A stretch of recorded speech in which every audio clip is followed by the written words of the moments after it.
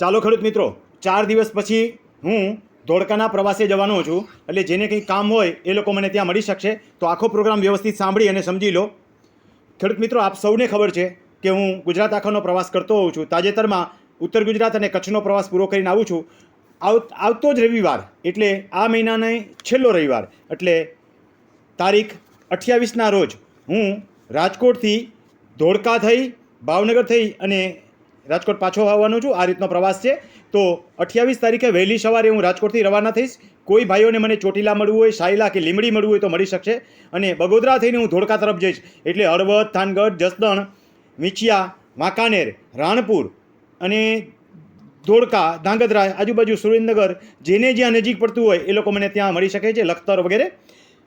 હવે બગોદરા આગળ અમદાવાદ અને બાવળા વગેરે જેને નજીક પડતું હોય એ લોકો મને મળી શકે. યાદ રાખજો, કારણ વગરનું મળવા આવવાનું થતું નથી.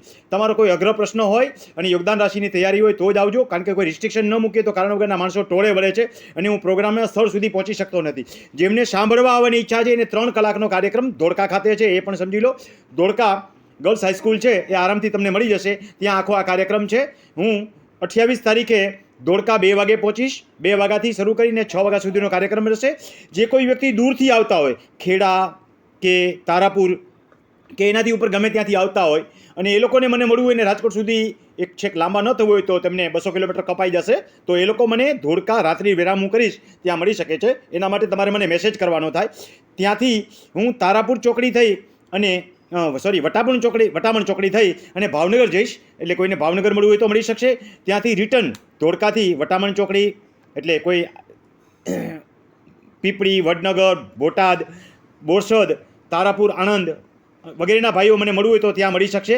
ત્યાંથી ઢોલેરા થઈ, ભાવનગર થઈ, સિંહોર, સોનગઢ, સણોસરા, ઢસા, ચાવણ, બાબરા, આટકોટ અને સરદાર થઈ અને હું રાજકોટ પરત ફરીશ. એટલે બીજે દિવસે 20 તારીખે સોમવારે કોઈને મને મળવું હોય તો આ સ્થળે મળી શકશે.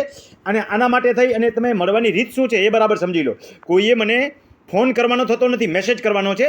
98 98 10 44 94 ઉપર તમે મને મેસેજ કરી શકશો. 9898104494 આ નંબર ઉપર મેસેજ કરવાનો છે. અને તમારે જ્યાં મળવું હોય ત્યાં તમે મને લખજો, એટલે એ સ્થળે આપણે મળી શકશું.